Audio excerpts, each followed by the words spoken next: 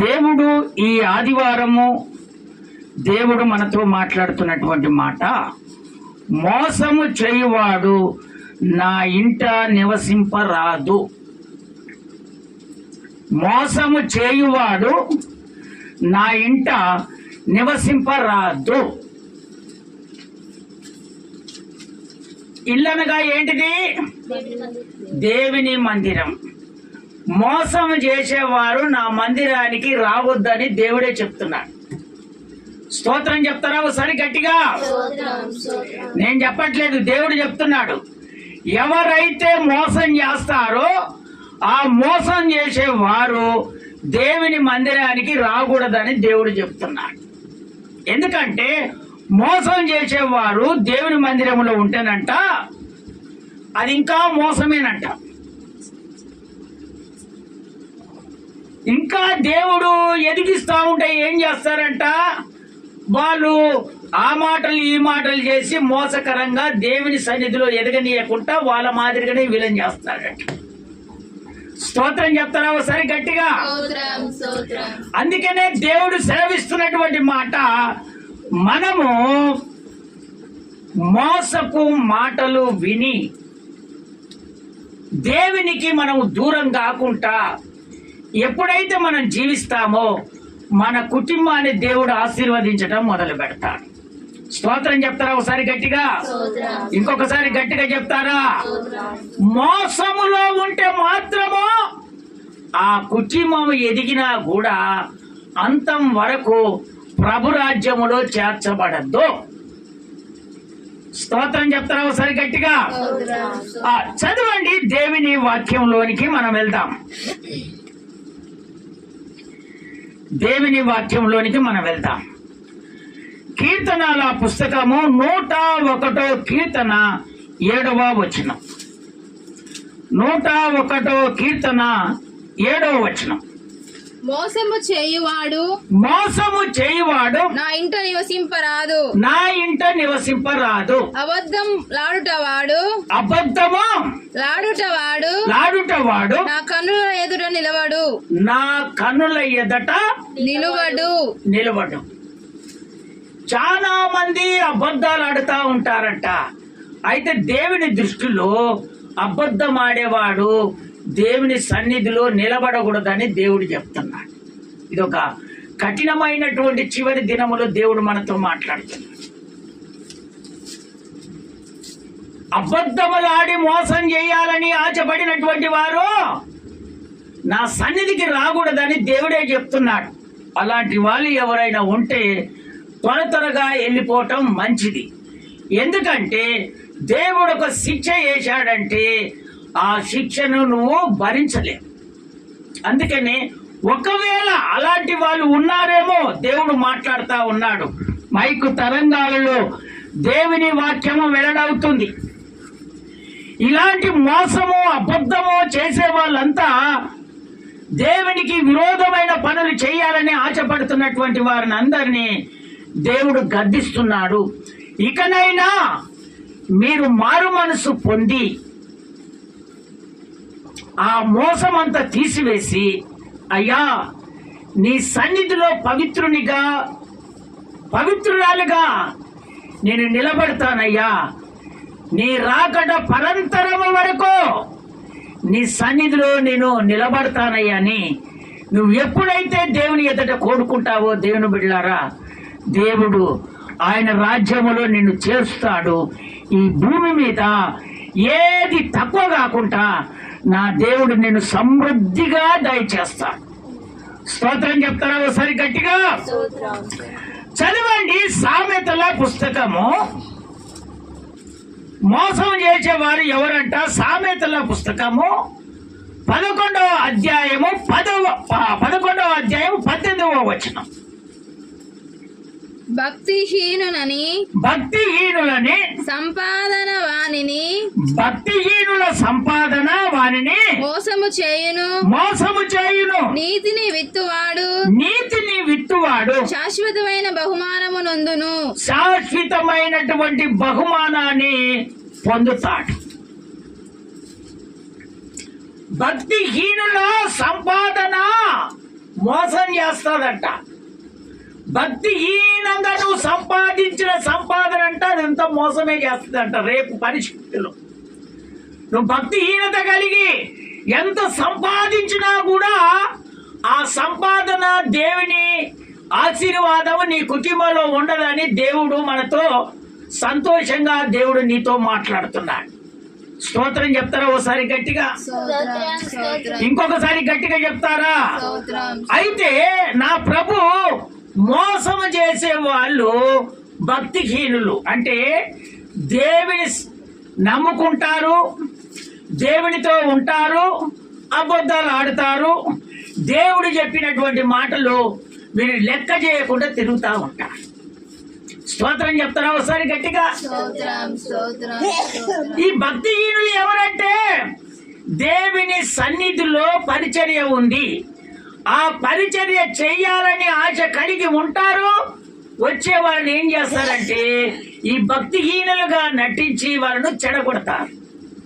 స్తోత్రం చెప్తారా ఒకసారి గట్టిగా? స్తోత్రం, స్తోత్రం. అంటే నువ్వు నేను మనం చూడము గాని ఇది క్లియర్ గా దేవుడు చూస్తున్నాడు. అందుకనే దేవుడు మనతో మాట్లాడుతున్నాడు. నాకు తెలియదు, ప్రార్థన చేశాను, ప్రభు తెచ్చాడు, ఆ వాక్యం మీకు బోధిస్తున్నాను. స్తోత్రం చెప్తారా ఒకసారి గట్టిగా? ఈ యొక్క దేవుని మాటలని మీరు అనుకోకూడదు. ఈ మాటలు నీ హృదయములో చెప్పుకున్నప్పుడే నీ కుటుంబాన్ని దేవుడు ఆశీర్వదించడం మొదలు పెడతాడు.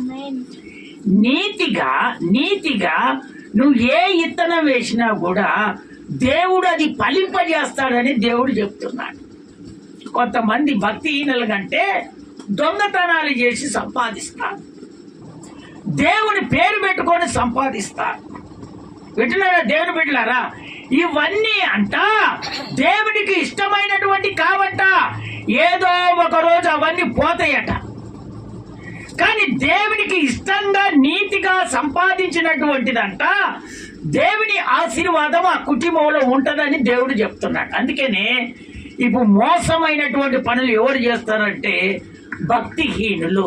వీళ్ళు దేవుని నమ్ముకుంటారు, దేవునితోనే ఉంటారు, దేవుని మాటలే చెప్తారు, అయ్యా యేసయ్యా అంటారు, అన్ని చేస్తారు. కానీ వీళ్ళు చేసే పనులంతా మోసకరమైనటువంటి పనులు. అందుకనే వాళ్ళను దేవుడు చూసి ఏదో ఒక రోజు దెబ్బ కొడతాడు. ఇలాంటి వాళ్ళు చాలా మంది పడిపోయారు. బైబిల్లో చాలా మంది పడిపోయారు, పడిపోయి చనిపోయారు. అందుకనే దేవుని పరిచర్యలో గాని, దేవుని ఆరాధనకే గాని, దేవుని ప్రార్థనలకే గాని ఒకవేళ మోసకరమైనటువంటి ఆలోచనలు మీరు చేస్తున్నారేమో దేవుని బిడ్డలారా, అటు ఇటు కానటువంటి భక్తులు చేసి మిమ్మల్ని మాయమాటలుగా లోబడేటట్టుగా చేస్తున్నారేమో, మేము ఆశీర్వదించబడట్లేదా అని మీతో చెప్పొచ్చు. కానీ ఒక రోజు వాళ్ళందరినీ తలలు కిందికి వేసేటట్టుగా దేవుడు చేస్తాడు. ఆ నీతిగా భక్తి చేసినటువంటి వారిని దేవుడు అభివృద్ధి పరచడం మొదలు పెడతాడు. స్తోత్రం చెప్తారా ఒకసారి గట్టిగా? ఇంకొకసారి గట్టిగా చెప్తారా? అందుకనే దేవుని బిడ్డలారా, ఏది చేసినా ప్రభు కొరానికి మనము ఆయనకు ఇష్టముగా చేస్తే దేవుని ఆశీర్వాదం మన కుటుంబంలో ఖచ్చితంగా నివసింపజేస్తాడు. స్తోత్రం చెప్తారా ఒకసారి గట్టిగా? ఇంకొకసారి గట్టిగా చెప్తారా? ఆ చదవండి. ఇంకా భక్తిహీనులు అయిపోయారు. ఇంకా రెండవదిగా అదే సామెతల పుస్తకము 12వ అధ్యాయము 20వ వచనం ఒకసారి చదివి వినిపిస్తావా నాయన? కీడు కల్పించి వారి హృదయములో, ఇదిగో కొంతమంది కీడు చేస్తారు. కీడు కల్పించే వారి హృదయములో మోసము కలదు, సమాధాన పరచుటకై ఆలోచన చెప్పువారు సంతోషభరితులగుదురు. వాళ్ళు సంతోషభరితులవుతారంట. సమాధాన పరిచే వాళ్ళంట సంతోషభరితులవుతారంట. కీడు చేసేవారంట, కీడు కల్పించేవారు హృదయములోనంట మోసం ఉంటదంట. వాళ్ళు తెలియనట్టుగానే ఉంటారు. ఎవరు కీడు చేసేవారు తెలియనట్టుగానే ఉంటారు. మనుషులు అవుపడకుండా కీడు చేస్తారు. నీ కుటుంబం చెదరైపోతుందంటే కుటుంబము సమాధానముతో ఉన్నటువంటి కుటుంబము, తల్లి కంటే పిల్లల పడక, పిల్లల కంటే తల్లికి పడక, వింటున్నారా? భర్త కంటే భర్త పడక, భార్య అంటే భార్య పడక, ఇలాంటివన్నీ ఎవరు చేస్తారంటే కీడు చేసేవాడు. వాడు ఎదురుగా చెప్పండి, కీడు చేసేవాడు. వాడు ఏం చేస్తాడంటే ఎక్కడో ఉండి కుటుంబంలో ఒక నిప్పు పెట్టేస్తాడు. అది దేవుని ద్వారా వచ్చేది కాదు, అది సాతాను ప్రభావం ద్వారా వచ్చే ఆ నిప్పు. ఆ మంట మండిస్తాడు, అంత పొగ రాస్తుంది, ఇంటి కుటుంబం అంతా చెదరైపోతుంది.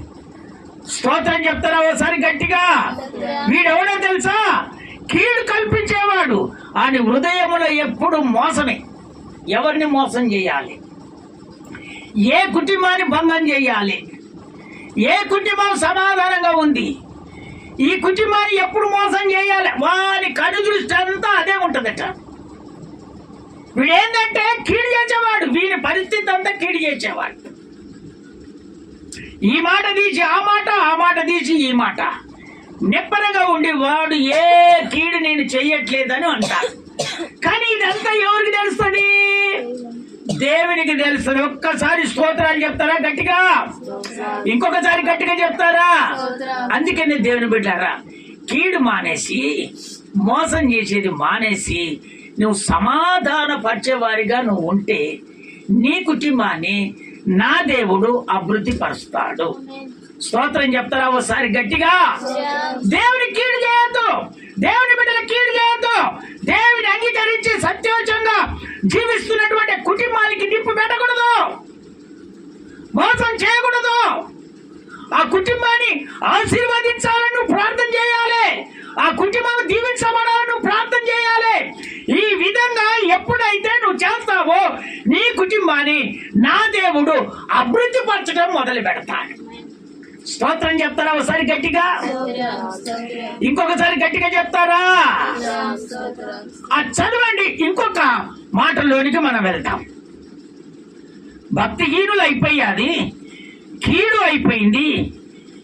ఇంకొక విషయంలోనికి మనం వెళ్దాం. సామెతల పుస్తకము 13వ అధ్యాయము 11వ వచనం. నాన్న, మోసము చేత సంపాదించిన ధనము క్షీణించిపోవును. ఇది ఎప్పుడు కొంతకాలం అంట చిన్న చిన్నగా క్షీణించిపోద్దట. కష్టము చేసి కూర్చుకొనివాడు తన ఆస్తిని వృద్ధి చేసుకొనును. వాడు డెవలప్ చేసుకుంటాడట. మళ్ళీ రిపీట్ చేయి, ఆ వాక్యం రిపీట్ చేయి. మోసము చేత సంపాదించిన ధనము క్షీణించిపోవును. అది క్షీణించిపోతుంది, ఒక రోజు క్షీణించిపోతుంది. కష్టము చేసి కూర్చుకొనివాడు తన ఆస్తిని వృద్ధి చేసుకుంటాడు. ఎందుకంటే ఇది కష్టం చేసి సంపాదించింది కదా. కష్టం చేసి సంపాదించినటువంటి సంపాదనను వాడు ఏం చేస్తాడంటే కూర్చుకుంటాడు, దగ్గరికి చేసుకుంటాడు. ఇప్పుడు విస్తారమైన పంట పండింది, ఏం చేస్తాడు? అన్ని దగ్గర కూర్చుకుంటాడు, కూర్చుకొని ఇంట్లో పోసుకుంటాడు. అదే ఆ కష్టం చేసి సంపాదించినటువంటి ఆ సంపాదన అంట అది క్షీణించిపోదట. అది ఇంకా అభివృద్ధి కావటానికే దేవుడు ఇష్టపడతాడట. స్తోత్రం చెప్తారా ఒకసారి గట్టిగా? ఇంకొకసారి గట్టిగా చెప్తావా? మోసము చేత సంపాదించినటువంటి సంపాదన అంటే క్షీణించిపోద్దట. అది ఎవరి చేతలో ఒక చేత భూస్థాపన అయిపోద్దట. క్షీణించి దినము ఏమైపోద్దట? క్షీణించిపోద్ది. అందుకని దేవుని బిడ్డలారా, మోసము చేత ధనాన్ని మనం సంపాదించుకోకూడదు. కష్టం చేసి పెట్టినవా సంపాదించుకో, అది నీకు ఆశీర్వాదకరంగా దేవుడు ఉంచుతాడని దేవుని లేఖనము సెలవిస్తుంది. స్తోత్రం చెప్తారా ఒకసారి గట్టిగా? కొంతమంది ఏం చేస్తారని, నేను ఇంత కష్టం చేసినా కానీ వాళ్ళైతే అంత సంపాదిస్తున్నారు. దొంగ సొమ్మమ్మ. అది మోసంతో వచ్చింది. దేవుడు చెప్పట్లేదా అది క్షీణించిపోతుంది, అంతవరకు ఉండదనే. నా సన్నిధిలో నువ్వు ప్రార్థన చేసి నా నామములో నువ్వు విత్తి ఆ పంట సమకూర్చుకో, అది నీకు అంతం వరకు నిలబడుతుందని దేవుడు చెప్తున్నాడు. మోసము చేత వచ్చినటువంటిది ఎప్పుడు ఉండదు. ఒకవేళ నేను సంపాదిస్తున్నా కదా ఉండదా అని నువ్వు అనుకోవచ్చు, కానీ ఆల్రెడీ అది దేవునికి తెలిసి. స్తోత్రం చెప్తారా ఒకసారి గట్టిగా, ఇంకొకసారి గట్టిగా చెప్తారా? అందుకనే బలము కలిగిన వారి మధ్యలో బలహీనుని ఎందుకు దేవుడు లేపుతాడంటే, అందుకే నాకు బలం ఉందా అని మోసం చేసి సంపాదిస్తారు కొంతమంది. ఏం పని చేయరు, పని చేయకుండానే సంపాదిస్తూ ఉంటారు. ఆ సంపాదన ఒకరోజు క్షీణించిపోద్దట. కష్టం చేత కూర్చుకున్నటువంటి సంపాదన అంట అది అభివృద్ధి కలుగుతుందట. స్తోత్రం చెప్తారా ఒకసారి గట్టిగా, ఇంకొకసారి గట్టిగా చెప్తారా? నాలుగవదిగా ఇర్మియా పుస్తకం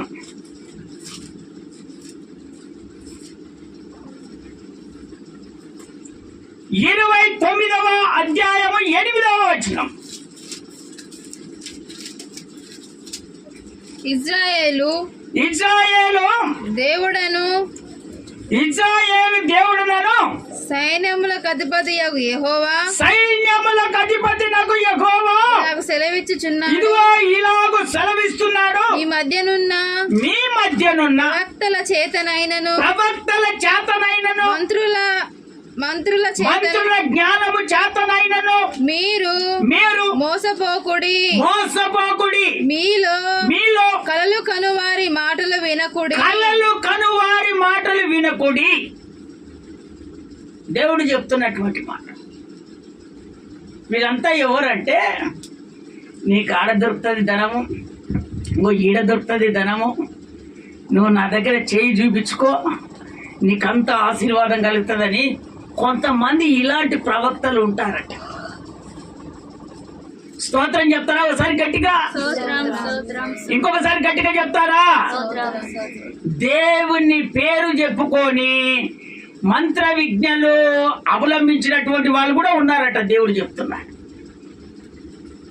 స్తోత్రం చెప్తారా ఒకసారి గట్టిగా? అందుకనే దేవుడు చెప్తున్నాడు, అలాంటి వాళ్ళను నేను పంపించలేదని దేవుడు చెప్తున్నాడు. కింది వచనం చదువు నాన్న, ఆ కింది వచనం చదువు. వారు నా నామమును బట్టి అబద్ధ ప్రవచనములు మీతో చెప్తారు. నేను వారిని పంపలేదు. ఇదే యెహోవా వాక్కు, ఇదే నా మాట అని దేవుడు చెప్తున్నాడు. స్తోత్రం చెప్తారా ఒకసారి గట్టిగా? దేవుని పేరు చెప్పుకొని ఎవరైనా సరే తాయిత గడితే, స్తోత్రం చెప్తారా ఒకసారి గట్టిగా? అంతరం గడితే, చెయ్యి చూస్తే పెట్టినవా వాణ్ణి దేవుడు పంపించలేదని దేవుడు చెప్తున్నాడు. చెప్తున్నాడు లేదా దేవుడు అక్కడ? యేసు నామములోనే వీళ్ళు చేస్తారంట, నా నామములోనే చేస్తారు వీళ్ళు. వాళ్ళని నేను పంపించలేదు, వాళ్ళు నా నామములోనే ఇది జరుగుతుంది, అది జరుగుతుంది, అది వస్తుంది, ఇది వస్తుంది అని చెప్తారు. అలాంటి ప్రవక్తల మాటలు మీరు వినకూడదు, నమ్మకూడదని దేవుడు చెప్తున్నారు. స్తోత్రం చెప్తారా ఒకసారి గట్టిగా, ఇంకొకసారి గట్టిగా చెప్తారా?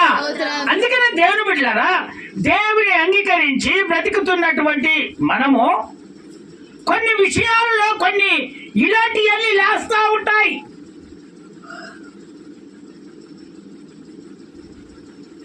కొన్ని కుటుంబాలలో అనారోగ్యం పోతలేదంటే కుటుంబాలలో కూడా 4 మేకులు కొట్టిన వాళ్ళు కూడా ఉన్నారు. వాళ్ళని దేవుడు పంపించలేదు, అలాంటి విజ్ఞానం వస్తానని చెప్తున్నాడు దేవుడు. కొంతమంది ఏం చేస్తారు, దానికి అలవాటు పడతారు. అది దేవుడు పంపించినటువంటిది కాదదే.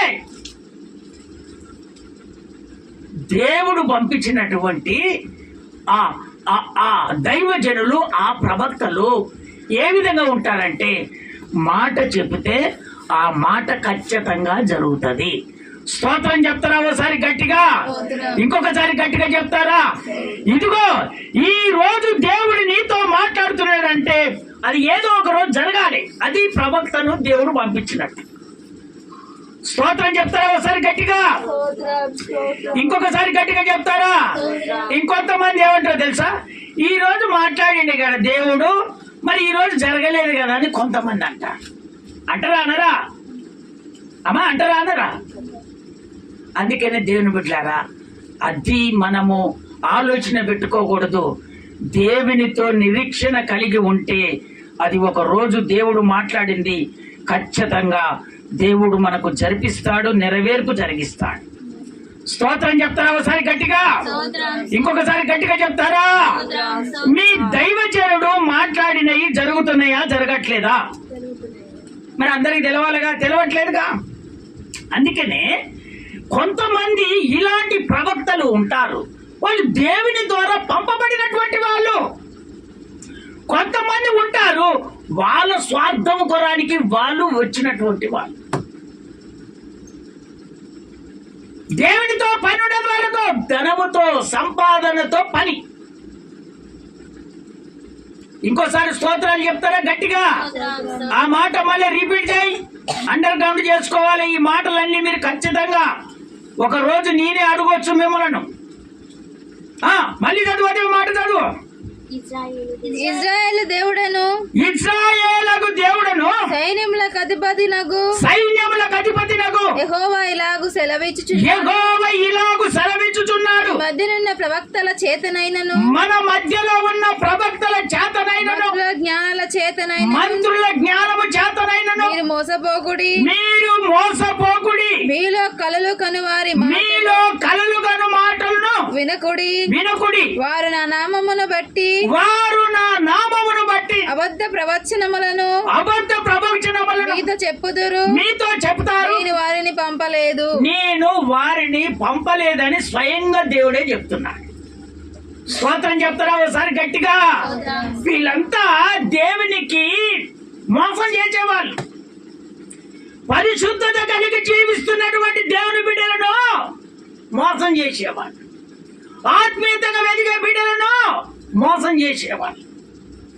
ఆత్మీయతగా దేవుని సన్నిధికి వచ్చి అనారోగ్యాలు విడిపించబడి ఆశీర్వాదంగా బ్రతుకుతున్నటువంటి ఆ కుటుంబాలను మోసం చేస్తారు. కుటుంబాలు దేవుని అంగీకరించి కొంతమంది ఎందుకు బజార్లో తిరుగుతున్నారు, కొంతమందికి దేవుని సన్నిధికి రాలేక ఎందుకు పోతున్నారంటే, ఇదిగో దేవుడు పంపనటువంటి వాళ్ళ దగ్గరికి వెళ్ళి వాళ్ళ దగ్గర ఏ మాట చెప్తే ఆ మాట విని వాళ్ళు వచ్చి అనుసారంగా నడుచుకుంటున్నారు కాబట్టి వీధిలో పడుతున్నారు. స్తోత్రం చెప్తారా ఒకసారి గట్టిగా? అందుకనే దేవుని బిడ్డలారా, దేవుడు ఏదైతే నీతో మాట్లాడుతున్నాడో అది నువ్వు చేస్తే ఖచ్చితంగా ఆయన రాజ్యములో నువ్వు చేర్చబడతావు. నా దేవుడు చెప్తున్నాడు, ఎవరితో మాత్రమో కఠినంగా దేవుడు మాట్లాడుతున్నాడు. నీ మనసు మార్చబడాలని నా దేవుడు ఈ రోజు నీతో మాట్లాడుతున్నాడు. మనసు మార్చకపోతే నీ జీవితంలో ఏదో ఒకటైతే దేవుడు చేయబోతున్నాడు. మనసు మార్చుకుంటే మాత్రము నీ జీవితంలో ఒక గొప్ప కార్యాన్ని దేవుడు చేయబోతున్నాడు. స్తోత్రం చెప్తారా ఒకసారి గట్టిగా? అందుకనే మోసం అనేది సంఘానికి చేయకూడదు. అది దేవుని శరీరం అనేటువంటి సంఘము, ఆయన శరీరము. ఆయన శరీరానికే నువ్వు మోసం చేస్తున్నావంటే దేవుడు నిన్ను కనుదృష్టిలో పెట్టుకుంటాడు. నువ్వు ఎక్కడ నడిచినా, ఎక్కడ ఉన్నా, ఏది చేసినా కూడా నా దేవుడు నిన్ను చూస్తూనే ఉంటాడు. ఏదో ఒక రోజు దేవుని మందిరములో దేవుని వాక్యం విన్నటువంటి దేవుని బిడ్డలారా, మిమ్మలను దేవుడు సాక్షి బిడ్డలుగా నిలబెట్టును గాక. ఇంకొక మాటల్లోనికి మనం వెళ్తాం. 4వదిగా ఏమన్నాడు దేవుడు? ఏమన్నాడమ్మా? అబద్ధ ప్రవక్తలను నమ్మకూడదు, మోసం చేస్తారు వాళ్ళు. ఆమోసు పుస్తకము 2వ అధ్యాయం 4వ వచనము, 2వ అధ్యాయం 4వ వచనము. ఆమోసు పుస్తకము 2వ అధ్యాయం 4వ వచనము.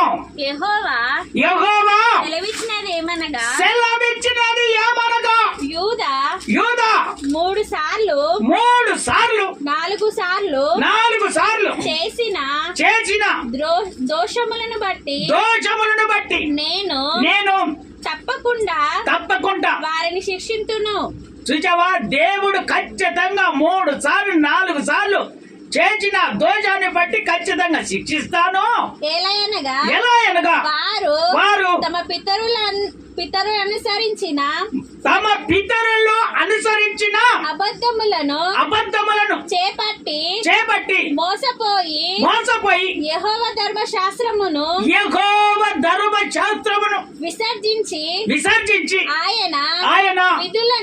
ఆయన విధులను గైకొనక పోయారు. స్తోత్రం చెప్తారా ఒకసారి గట్టిగా? ధర్మశాస్త్రం అంటే ఏంటిది? వింటారు, వదిలేశారు. 3-4 సార్లు దేవుడు చూస్తాడు, శిక్షిస్తాను ఖచ్చితంగా. మీరు వింటారు, దాన్ని నెరవేర్చాలి, తన హృదయంలో స్థిరపరచుకోవాలి. ఎవరన్నా మాట్లాడుతున్నప్పుడు ఆ మాటలలో దేవుని మాటలు చెప్తాడు. వాడు ఏది చేసేది ఆ ప్రకారంగా మీరు చేసుకుంటూ వెళ్ళిపోతారు కనుక ఆ విధంగా చేస్తే 3 కాదు 3-4 సార్లు నేను శిక్షిస్తానని దేవుడు చెప్తున్నాడు. పితరులు అంటే మన పితరులు, తాత ముత్తాతలో కానించి వాళ్ళ పద్ధతిలో పాటిస్తే ఎట్లా? అందుకనే నేను శిక్షిస్తాను. మీరు ధర్మశాస్త్రాన్ని విని అనుసారంగా మీరు నడుచుకుంటలేరు, మీరు నాకు మోసం చేస్తున్నారని దేవుడు చెప్తున్నాడు. స్తోత్రం చెప్తారా ఒకసారి గట్టిగా?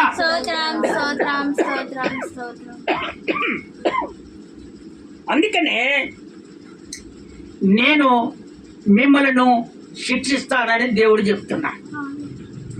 స్తోత్రం చెప్తారా ఒకసారి గట్టిగా? ఇంకొకసారి గట్టిగా చెప్తారా? అందుకనే దేవుని బిడ్డలారా, వీటిని గమనించి దేవుని వాక్యాన్ని విని ఆ వాక్యానుసారంగా మనం జీవిస్తే దేవుని దగ్గర ధనము ఎంతో ఉంది. నువ్వు దేవుని కొదువుగా ఉంటే దేవుని అడుగు, ఆ ధనాన్ని నీకు ఖచ్చితంగా సమకూరుస్తాడు. నా దేవుడే ధనవంతుడు. నువ్వు వాక్యానుసారంగా నడచక దేవునికి మోసం చేసి నా ఇంట్లో ఏం లేదు కదా ఇప్పుడు తినటానికి, నేనేం చేయాలి, నేను బాగానే ప్రార్థనకి వెళ్తున్నాను, నేను మంచిగానే భక్తి చేస్తున్నాను, కానీ కుటుంబం ఎవరినో చిచ్చు పెట్టాడు, వాడు లేపాడు, విరోధం చేస్తున్నాడు. అందుకనే వాళ్ళ ద్వారా కుటుంబం ఆశీర్వదించబడట్లేదని చెప్తున్నాడు దేవుడు. వారి ద్వారా కుటుంబం ఆశీర్వదించబడట్లేదు. అందుకనే సాధారణుడు ఏం చేస్తాడంటే, మంత్ర జ్ఞానము కలిగినటువంటి వాడు, అబద్ధ ప్రవక్త కలిగినటువంటి వాడు, వాడు ఎవరైతే చురుకుగా ఉంటారో వాళ్ళనే పట్టుకుంటాడు. వాళ్ళనే పట్టుకొని కుటుంబాన్ని ఏం చేస్తాడంటే తారుమారు చేసేస్తాడు. ఏమంటావు? నా మాట వినవా? ఇంట్లో ప్రతిదీ నేనగా తెచ్చేది, నేనగా కష్టం చేసేది అని ఆ ఫీలింగ్ లో నుంచి కుటుంబాన్ని, ఆశీర్వాదంగా ఉన్నటువంటి కుటుంబాన్ని క్షీణించేటట్టుగా వాడు చేస్తాడు గనక, అందుకనే దేవుని బైబిల్ ధర్మశాస్త్రాన్ని ఇదిగో మనం విని అనుసారంగా మనం నడుచుకుంటే ఇదిగో కుప్పలు ధనము నీ ఇంట్లో సమకూర్చునుగాక. ఆయన చేస్తాడంతే, మాట ఇచ్చాడు, ఖచ్చితంగా చేస్తాడు. ఈ వాక్యానుసారంగా నువ్వు జీవిస్తే చాలు, నా దేవుడు ఖచ్చితంగా ధన నిధులను నీ ఇంట్లో దేవుడు ఖచ్చితంగా సమకూరుస్తాడు. స్తోత్రం చెప్తారా ఒకసారి గట్టిగా? చదవండి, ఒక్క మాట చెప్పి నేను ముగించబోతున్నాను.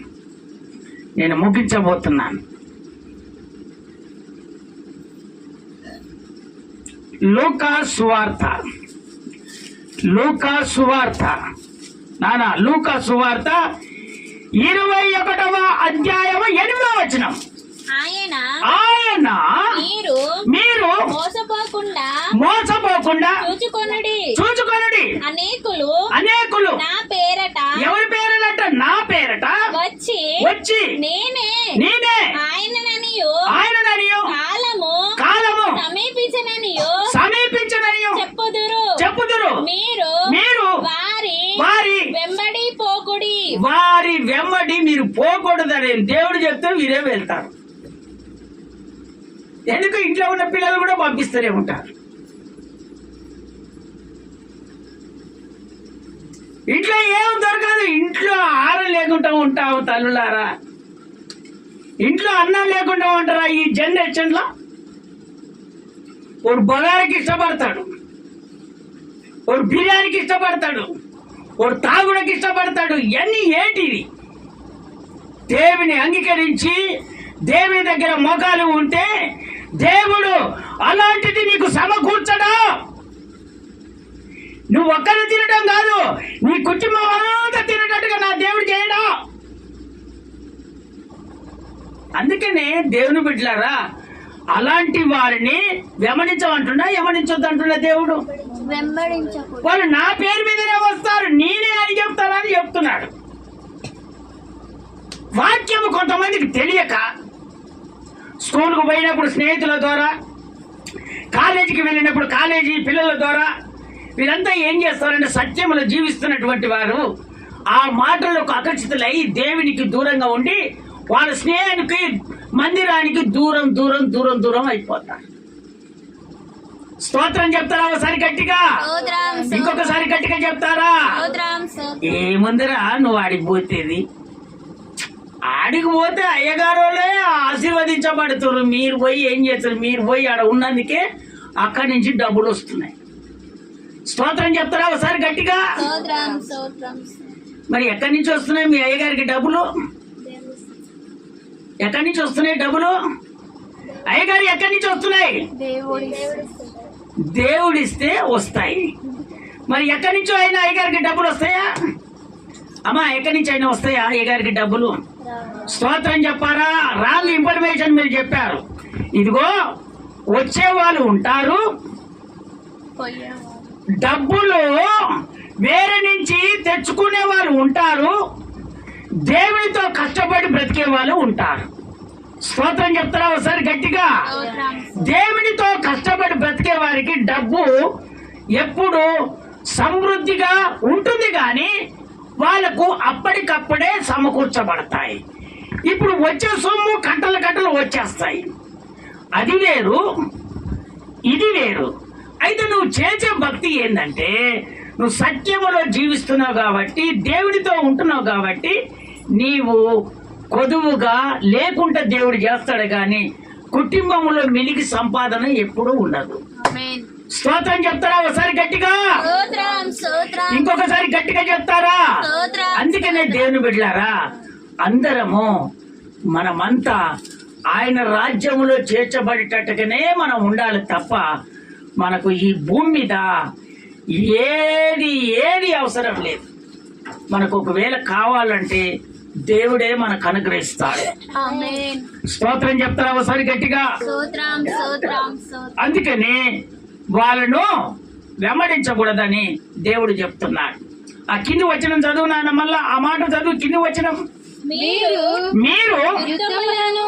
యుద్ధములను గూర్చియు కలహములను గూర్చియు వినినప్పుడు జడియకుడి. అవి ఇవి మొదట జరగవలసి ఉన్నాయి కాబట్టి అంతము వెంటనే రాదని చెప్పాను. అంతము రాదని చెప్పాను. స్తోత్రం చెప్తారా ఒకసారి గట్టిగా? ఇంకొకసారి గట్టిగా చెప్తారా? మళ్ళీ రిపీట్ చేయి నాయన ఆ మాట. అదే మాట 9 రిపీట్ చేయి. మీరు యుద్ధములను వస్తాయి, యుద్ధములను గూర్చి కలహములు కొట్లాటలను యుద్ధములను గూర్చి వినినప్పుడు మీరు జడియకడి. ఎందుకు ఆగు? ఎందుకు ఈ యుద్ధాలు కలహాలు వస్తాయంటే సత్యములో జీవిస్తున్నప్పుడు ఇవన్నీ మనకు వస్తాయి. వాడు యుద్ధం చేస్తానంటాడు, వాడు కొట్లాట అంటాడు, వాడు నువ్వు వెళ్ళొద్దు దేవుని మందిరానికి అంటాడు, నువ్వు ఇక్కడనే ఉండు అని అంటారు, నువ్వెందుకు ఆడికి వెళ్ళిపోతున్నావు అని అంటారు. ఇవన్నీ యుద్ధాలు కలహాలు జరుగుతూనే ఉంటాయి. అయినా ఇవి మొదట జరగవలసి ఉన్నవి గాని మొదట జరగవలసి ఉన్నాయి కానీ అంతము వెంటనే రాదని చెప్పాను. అంతము ఎమ్మటే రాదు అని దేవుడు చెప్తున్నాడు. కానీ మీరు వాటికి భయపడకూడదని దేవుడు చెప్తున్నాడు. స్తోత్రం చెప్తారా ఓసారి గట్టిగా? ఆ యుద్ధాలకు కలహాలకు మీరు భయపడొద్దు. మీరు భయపడితే సత్యాన్ని